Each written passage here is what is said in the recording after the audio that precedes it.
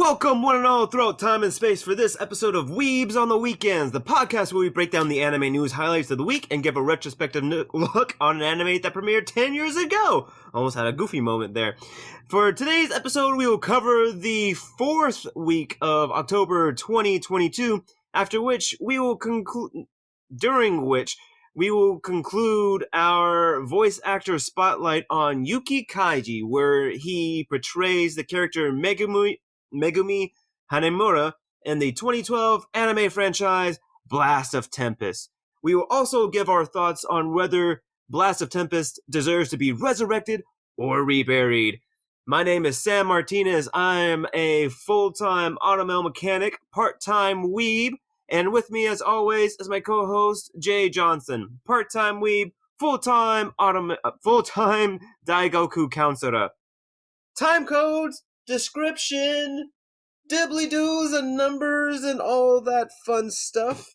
Onwards now, we will be talking about our anime of topic. For those of us who follow on YouTube, if you want to get good and support your boys, go to the podcast on all of our audio platforms and hear about a lot of our opinions on the stuff that's happening nowadays and what we think that Toonami and Cartoon Network are doing and what they should be doing a little bit better. But we will be talking about our boy Yuki Kaiji and all the works that he's done this year before we talk about the main anime of topic, Blast of Tempest. I would say it was the last 3 episodes, I believe. Our boy Yuki Kaji was in it. Wasn't he in Magi? Or am I just tripping right now, Jay? Yeah, he was Alibaba. He was in Magi. He was in he was in Shin Sekai Yori. He's in Blast of Tempest. And the roles that he was in earlier this year, he was in High School W.o.W. And he was in, let me bring it up before I sound like I am talking out of my butt. Okay. He was also in Daily Lives of High School Boys. He was in Excel World. And that's all that we really covered for him this year. He might have been in something else, but I think I am. Again, I'm probably tripping. We've seen so many anime this year. But, Jay, with all the anime that we've seen that has Yuki Kaiji in it, do you have any thoughts or comments in regarding his voice acting capabilities? Did he deserve the Seiyu Award for 2012? Or did it seem like he had paid somebody to win that award? Yeah, it's wild when you think about it, because we even cut some animes of his from the schedule, because he also was the main character's voice in K or Project K, however you It's really hard to talk about anime that have very simplistic names like that. We also covered another this year as another stupid anime title, but he also is the main character in Bakuman, who did their 3rd season in 2012. So he's also the main character of that. So if you took all of the ones that we covered as well as the ones that we left out, it's kind of a shame, because in 2013 he's the voice of Eren Yeager, and that's kind of what he's really known for. That's his, not even a breakout role, because he's been acting 10 years prior to that, but that's what all the non-weebs or the uninformed weebs know him from. But yeah, he's been working steadily through the industry for a good decade, so this kind of just culminates in this high point where he was the main voice of Haruyuki, in Excel World, as well as Alibaba and Magi. So those kind of just sell him by himself. But the most important thing, I think, in his voice, in his arsenal as a voice actor, is his versatility, because you brought this up kind of briefly in From the New World, which is that he plays a young boy character, 14, Satoru, I think. And it's wild that he goes from these very quiet, understated characters to these bombastic characters like Alibaba, who's the outgoing, extroverted character, hero type. And then you go straight down to Blast of Tempest, which we didn't actually get to see his performance in the first 3 episodes. His character doesn't really show up until the later half, until past 12 or episode 14 or later. But it's very interesting, because even if you look at the character model and you do check out those scenes with him, he's kind of playing a male character with long hair and kind of playing a more feminine version of the characters that he's more used to. So it's very interesting to go from a character that talks about boobs all the time in High School DxD to um, what else that I can compare that to? Oh, the High School Boys, which is again vulgar, kind of boyish, kind of raunchy humor. Yes. But then go to soft delivery of a coward, gamer boy, kind of overweight and chubby, and then the range of anger that he can show in certain characters with Alibaba as well as Yukihara. So yeah, it's like velocity or Yeah, versatility in his voice. yeah, no, like you said, versatility. You said it earlier. Yeah, Yeah. yeah, yeah. Okay, cool. Yeah, it's just wild that not that it took this long for him to be recognized, but that this was actually a good year for him to be recognized. Because we always worry about certain life achievement awards, especially with the Seiyu Awards, is that they don't always win for their greatest performance or even their most known performance, but they win at a time that the industry recognizes them. So yeah, it seems like a perfect time that he was recognized this year. Oh yeah, most definitely. And I wish I could add more to what you said, but you basically just nailed the nail on the head. Where he is very very versatile, and he has a wide range. And even in the character that he did in High School Double D, his character goes through a lot. He comes off as bombastic, but then there are times where he is reserved and he is thoughtful, but it's just a bit odd that he won it for that, but or for that role. But as you said, like because he just showcased his acting in various characters like throughout the entire year, it is sort of hard to pin uh pin him for, or at least to give him an award for a specific character, unless it's just blows everything out of the water. What we would see in Aaron Yeager in the following year. But no, like very well done. He's a very good actor. And he definitely deserved that award, from my opinion. From my humble, uneducated opinion regarding the voice acting world.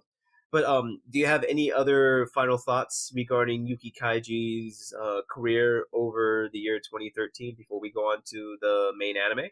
Just a closing point, I guess, more than anything, is because I was kind of thinking about this a little bit, like listening to like I went back through this week and listened to like all of his, or at least most of his performances, and it just kind of clicked with me that the voice actress for Goku is, and I think you brought this point up before, especially in the Symphonia episode that we talked about, is that the different tonalities between male voice actors and female voice actors. It's like Yuki Kaiji doesn't really fit into a mold, and I think that's something you just brought up to a very poignant end of you Mm. can't really typecast him because of what he can do with his voice. Like he can go high, he can go low, he can do the whole emotional range from sadness, disgust, and anger Mhm. in a very convincing way. And, a lot of voice actors don't are unable to do that because they just get set with like, oh, you sound like the sarcastic glasses wearing guy, or Mhm. they get typecasted as the tsundere voice or something like that. But yeah, Yuki Kaiji is just that guy that you can't really be surprised when he's cast, and I think that's a little bit of the downside is that if you're so versatile, you can be put into any position. So Yeah. then you're not really remembered as being typecast. So again, just talking about broadly about the actress that does the voice for Goku, she also does the voice for, which I didn't know, she does the voice for Son Goku, Son Gohan, and Son Goten. And I Yeah. never really connected the dots until I started listening to voice actors like very closely because like they just do the same voice essentially, but that's not in the case of Yuki Kaiji. So again, just rounding up the point of yeah, good job, guy, and I'm looking forward to doing this again because I think next year the plan is to do the female Seiyu voice winner. But yeah, we'll talk more about that next year. Yes, exactly. And it's funny that you had brought the acting up because it sort of reminded me of Bradley Cooper. And I think we might have mentioned him before. at least like regarding his voice, because how he does Rocket, it's completely different from his normal voice. So like I would say like in terms of versatility, Yuki Kaiji can probably have something along those lines. And I would say like the next thing that we could probably see him do is probably like a big tough guy character, like say how, as you mentioned, voice actors get typecasted. So Chris Sabat, we talked about him several times. He's Piccolo, Vegeta, and he's also All Might, right? All Might when he's in his big form, and All Might when he's in his small form. So like he's both of those, but still like that typecast is generic buff dude, right? So if we can get Yuki Kaiji as a generic buff dude, I feel like that would be great. The whole internet would smile just a little bit. So that was our thoughts on Yuki Kaiji and his spotlight. Now let's talk about the anime of today's topic, which is Blast of Tempest, with the subtitle The Civilization Blaster.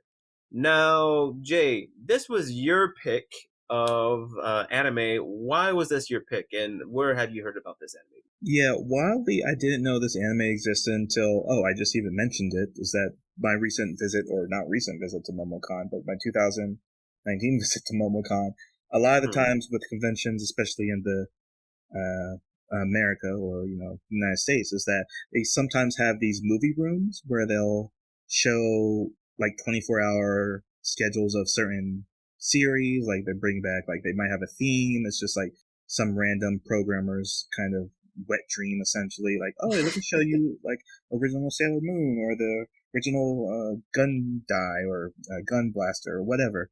But Yeah. yeah, I was just casually walking through the convention hall and saw on the schedule Blast of Tempest, or I don't want to mess up its Japanese name, but it's like Zetsuen no Tempest.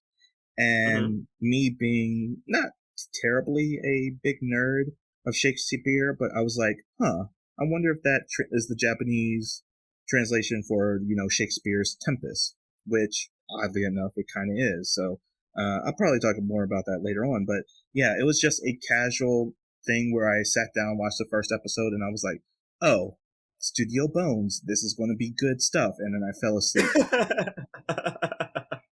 Very nice, very nice. I would say like my exposure to this was something similar. I can't remember why. I think it was I was either talking to you or I was talking to another big anime nerd friend of ours. This was a little bit before the we started doing the podcasting, where I'm trying to remember why I even started searching for this, but I was looking for anime that was based off Shakespeare works, and I think it like I had learned that there was like an anime that they made of the Count of Monte Cristo, and I think I was just on a Shakespeare kick, and I'm like, oh, like no, I think it would like I had just finished watching Midsummer's Dream, something along those lines. And I was still trying to look for something that was Shakespearean, and I ran into Blast of the Tempest. And I've been wanting to read The Tempest for some time because I heard that it was like a good comedy, something along the lines of Midsummer Night's Dream. And so like I ran into the series and I watched the first 12 episodes of it thinking that that was the entire series.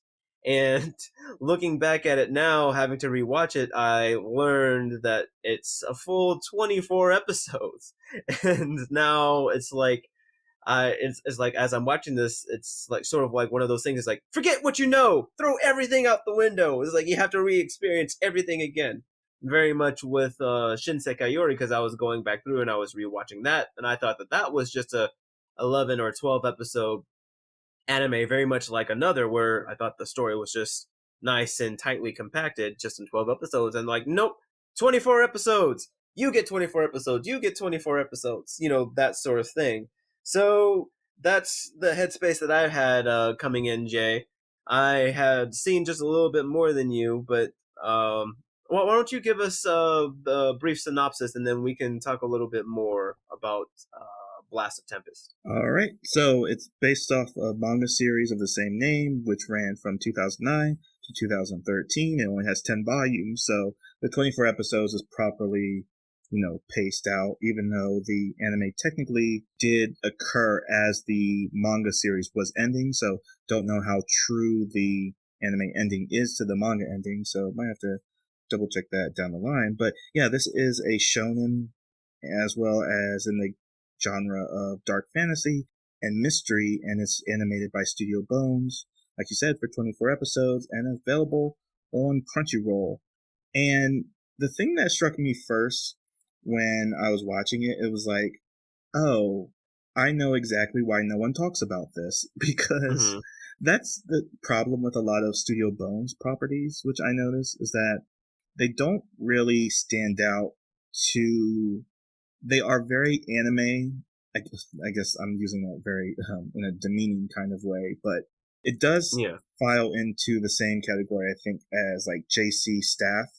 That it's the most anime looking anime there is, like the most bland. Like when you think of anime, you kind of think of Studio Bones and JC Staff. A lot of studios that we know, like Studio Trigger, as well as Mappa and Wit and Cloverworks, kind of Hmm. departs because they have a very unique style to their animation. But with this, I was like, oh, Studio Bones around this time had a very interesting kink of handling these dark fantasy stories as well as sci-fi or supernatural stories. Because if you look at the filmography of Studio Bones, they go Yeah. from 2003, which was Full Metal Alchemist, which I don't think, I wonder if you noticed, Sam, is that they were using the same lightning effects that happen in Full Metal Alchemist. Were they? I have to go back and look at it because I thought that the lightning that they used in FMA was yellow, but the lightning that they used in Blasted Tempest was blue.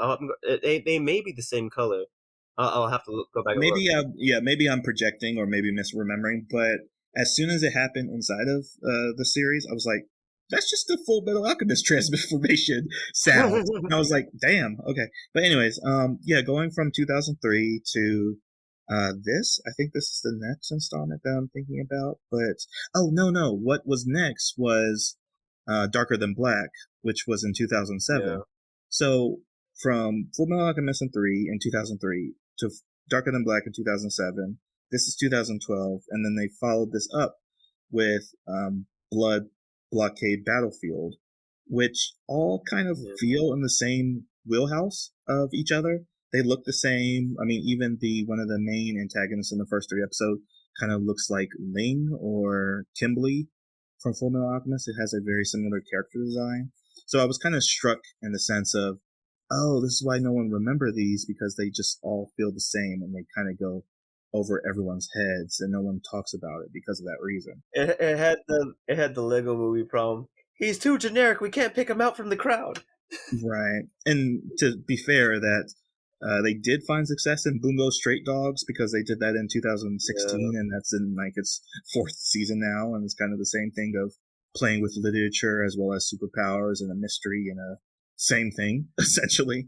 So Hmm. the basic premise of the series is that the MC, who is Mahiro, has his sister or younger sister and parents mysteriously murdered, and he basically is contacted by a cult, or not even a cult, but a clan leader that has been stranded on this desert island and says, oh, if you help me escape this island, I will help you find the culprit who murdered your family. Kind of just as a exciting incident, and it kind of barrels out from there. So I did watch the first three episodes. You watched all 12.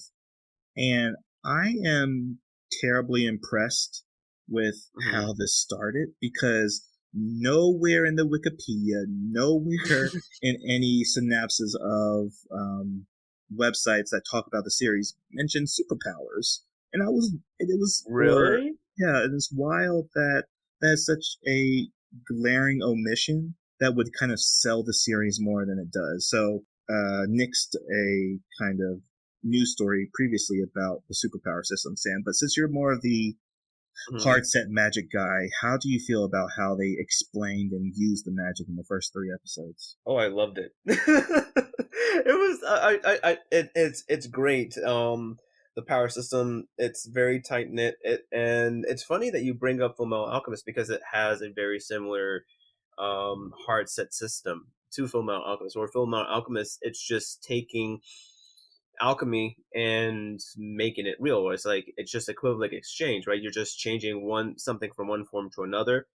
With this one, it's very, very similar, where the main sorcerer character, Hakaze, her powers or the powers of her clan, they essentially pray to this deity tree that gives them the ability to bend logic a little bit. And that's one thing that she makes it very paramount, is that their magic isn't, it is supernatural, but it isn't. Like, it's, their magic follows with the logic of the world. It's not like they can bring the dead back to life or anything else like that. It's just more or less like bending an avatar, where it's just like you're just taking what's already there and you're just moving it a little bit. With the way that they use their powers, is they have to offer up something to the tree, something that is of technological value. And the bigger magical act that you want to do is like the more intricate or the more technology that you have to have in hand. So and so like, say it could be something from like a cell phone to like a car or something else like that. So like, if you wanted to just like open up a door like by your like with the window or something, you may need something small like a pen. Or if you wanted to lift an entire house with like your strength, you would have to sacrifice a car, just showing like the different things. And like with her, like that's why her being stranded on an island, why she can't leave, is because she's on an island that has like no technology or anything else like that. She can't leave. And I would just have to say, like, I loved how we saw her introduction. It's very, very reminiscent of One Piece, where we see her bust out of a barrel, very much like how Luffy busts out of a barrel. It made my inner One Piece fan very, very happy. Back about the power system, it's again like it's very, very limited, but um the clan that works with the tree, it's only the people of the clan that can get those powers. But she can imbue items with magic, which would allow other people to use it, so long as she gives a vocal command saying, okay, this person's good, this person can use you, that sort of thing. And it gives another layer to the magical combat, because you have these two combatants, one that can continuously use magic and the other person who can only use magic in a limited fashion, because after so many times that you use an item that is imbued with magic, it breaks off and you can't use that as a source of magic anymore.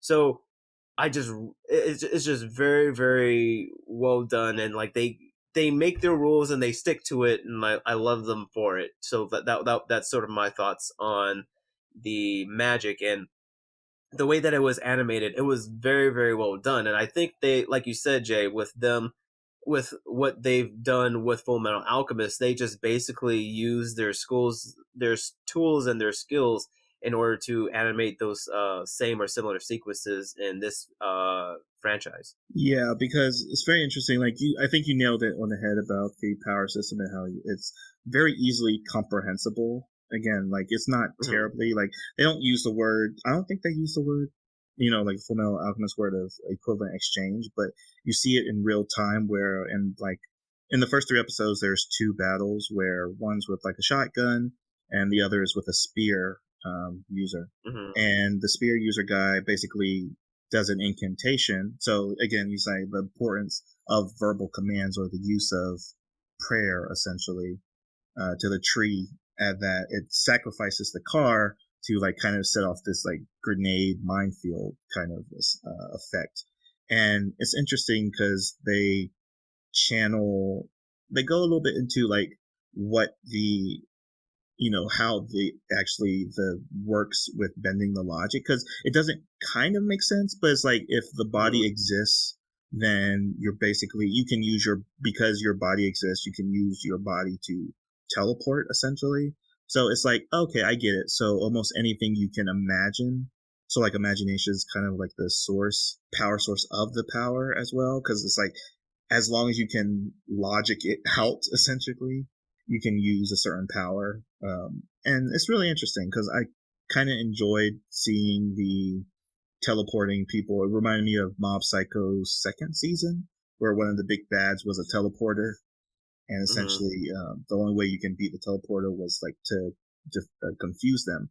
And there doesn't seem to be a weakness other than the one that you mentioned of about the talismans breaking. But you see like the talismans being used as healing items. So like the item will like break apart and turn into magical orbs that just heals your skin, but also reinforces your weapons and some other things. And is also attached to the person itself, because in that spear fight, you see that the antagonist mentions like, "Oh, I recognize this magic or mage abilities." So it's being borrowed through the main character of mahiro. So going off of the power system, we can go right into the characters, and it is wild that the main character Mahito is like, oh, I'm going to be the Punisher, essentially. And I like it Yeah. that, yeah, it's a revenge tale, which is wild that that's the approach that they took. They're not, he's not a righteous hero trying to save the world, because in the second episode we find out that the world, or at least the area that they're in for the first three episodes, is being infected by a turn every living being into metal. So from the first three episodes, how did you find the storytelling? Did you find it compelling enough to where it ended to continue on to the fourth episode? Oh no, definitely, because as I said before, in my first watching, I watched it up to episode 12, and either at that time I thought that it had concluded, or life got in the way. But again, like it, it made me wanted to rewatch it, because I'm just thinking. So the thing is, like, okay, I remember how they get there, or where they get to in episode 12, but how did they get there again? With how what they do with the murder mystery too, because they use their power. Mahiro uses Hikaze's powers to look for leads for his sister's killer, and they learn that his sister's killer is somebody within her clan. And at the time of the murder, she was active as clan leader. So she's taking responsibility for the murder, and they're trying to figure out who was the one that killed her sister and why they did that. And you also learn that the best friend, Yoshino, was secretly dating uh, the sister Aika, and so you have this pseudo love triangle thing there. You also have this literal power of friendship, but I would say it's probably the more palatable forms of power of friendship, because we see Yoshino, he runs into some conflict on his own, and like he has bullies at school. They beat him up, and at the end of it, he's like, "This used to not be a problem." He's like, "Five used to, like I used to be able to like go through five like it was nothing. What's been going on?" And then he has a flashback that when his best friend was around, they would take on 15 people, just the two of them, and they would only get out with like maybe like a bruised cheek or something else like that. It's like just a testament to how they relied on one another. During Mahiro's combat with the spear wielder even says that his fighting style had changed, because there was sort of like a two-part fight that they've had. They've had a fight before Mahiro and Yoshino linked up again, and then when Yoshino and Mahiro they run into each other again, it was that second go around. And during that second go around, the spear wielder says like something's off. It's like something's different about you fighting right now. It's like you've gotten better. It's like, what is this? That sort of thing. So it's sort of like more of a subtle power of friendship, where just one being there helps motivate the other to do better, right? So I really liked that, and the inner struggle of the secret relationship between Yoshino and the sister Aika.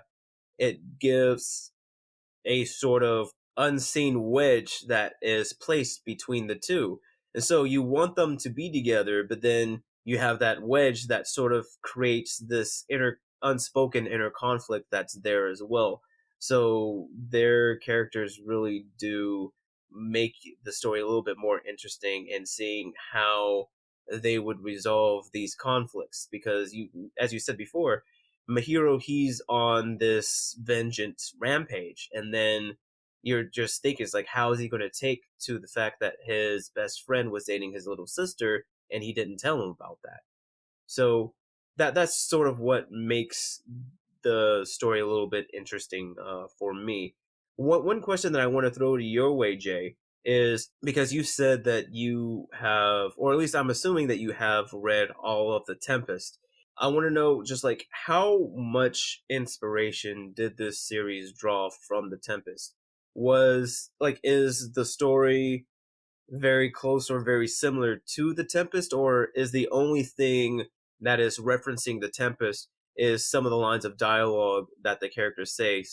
For instance, that one line about things being out of joint and I was born to put them back in place. Right. Yeah, because you don't have to know the Tempest to kind of say, like, kind of point out all the Shakespearean elements, because all that plays like key for inserts in the Tempest as well as Hamlet.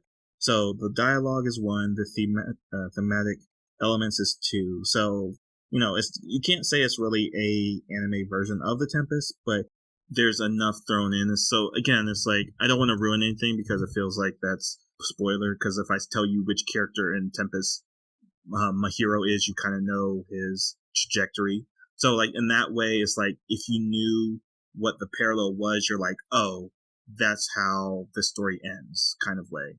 So like if you know if you know Hamlet specifically, is how I'm assuming the story is going to wrap up more than its Tempest, counterpart, and it's going to end in his Hamlet kind of way. But that's Lion King, so it's not like so. Okay, so yeah, if you're going to make it's closer to the Lion King use of Shakespearean themes than it is other examples. Yeah. No, that's a very good comparison because okay, I can see that. So other than the characters, the story, the animation I think is pretty standard. It's nothing spectacular. I didn't see any CGI use.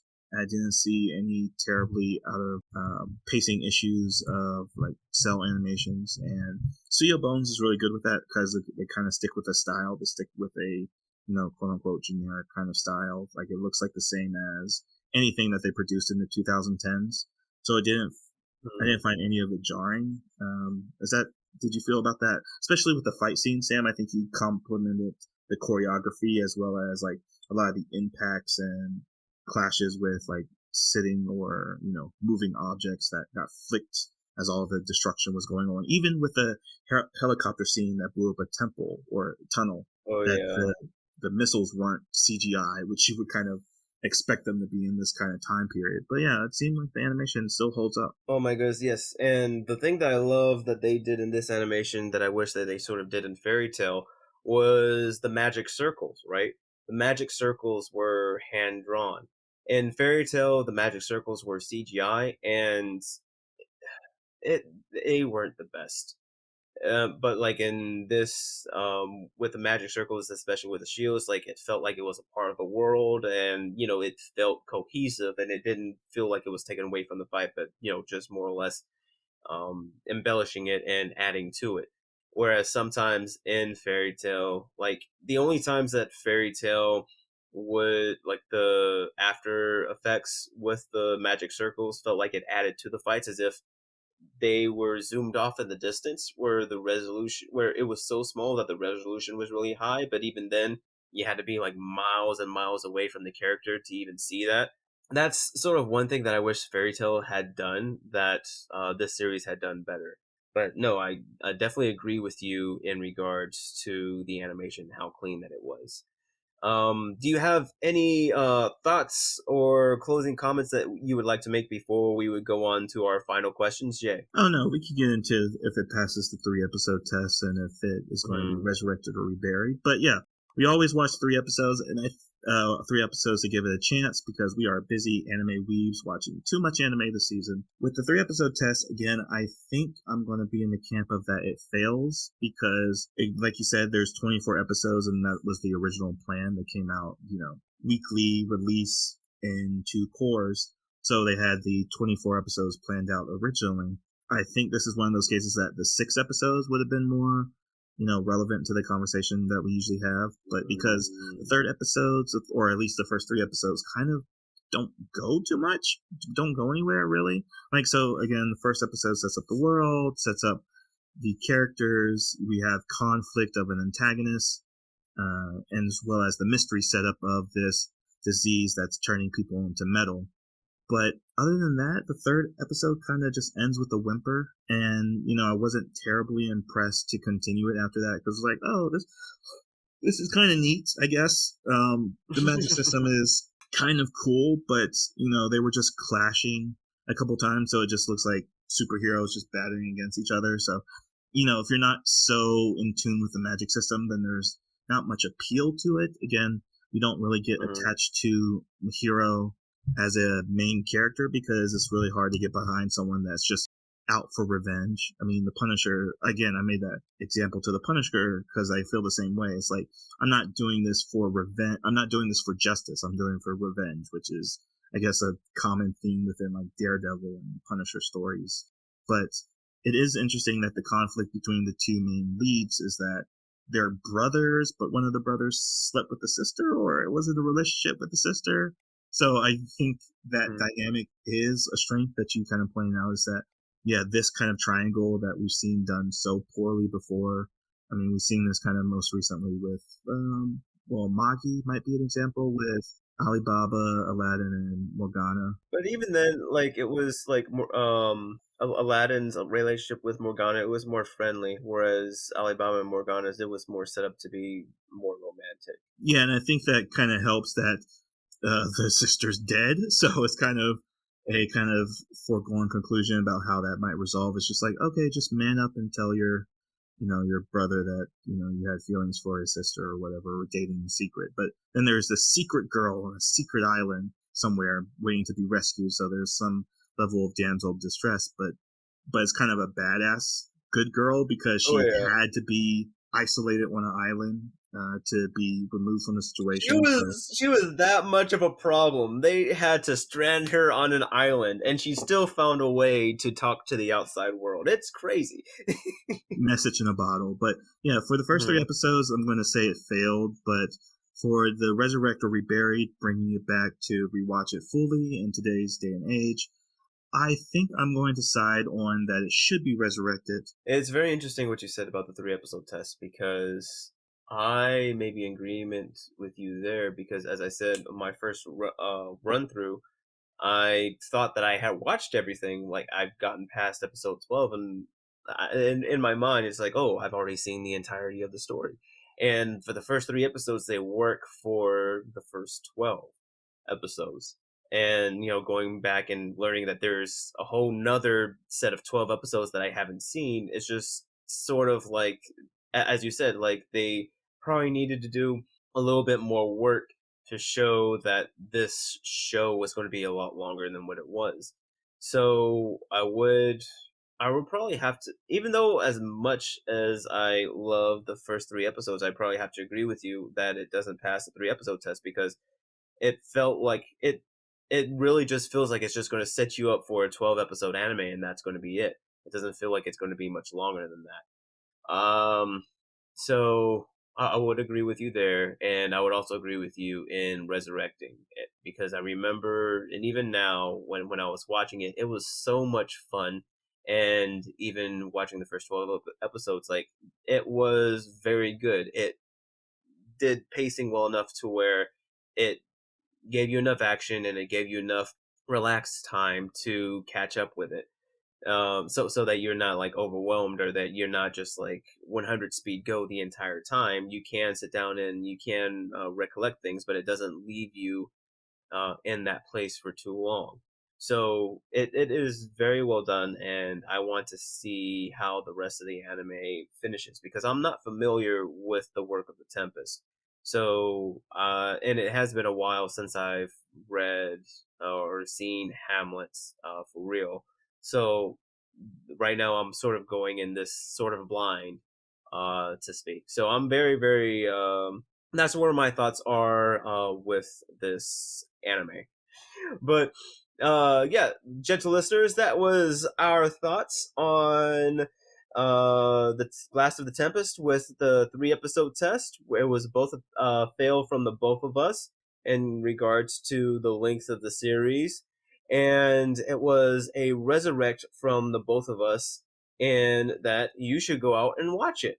It's just very interesting that this anime had failed one of the tests and passed the other, and it's still very, very enjoyable to watch. So be with us next week as we give our thoughts on the top 10 anime for the year 2012, and we fight for our lives to get our picks on the coveted Weebs watch list for the year 2012. And Jay, with that being said, what have you got for us today? All right, so we're back to some literature. So, oddly enough, the connection between the last episode and this episode is the Brave New World, which I made a mention of as being the work or literary work of Huxley, where you get the title of the previous anime, New World, from a composition from the 1900s. Yeah, and then the title A Brave New World comes from The Tempest. So there's some kind of connection there that I was trying to make, and hopefully it is a little bit clear now. So this is from Shakespeare's The Tempest. Oh, wonder, how many goodly creatures are there here? How beauteous mankind is. Oh, brave new world that has such people in it.